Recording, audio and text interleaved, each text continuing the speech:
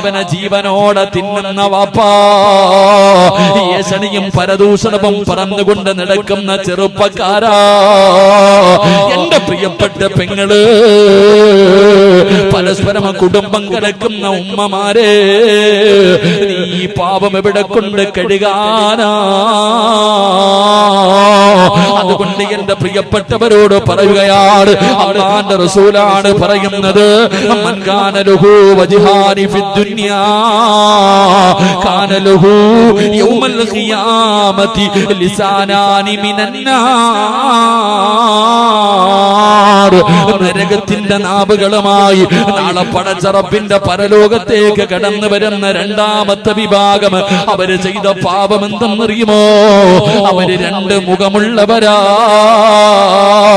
അവരാണ് പരലോകത്തിലെ രണ്ടാമത്തെ നശിച്ചവരെന്ന് ആദരവായ പ്രവാചകൻ നബി മുഹമ്മദ് മുസ്തഫ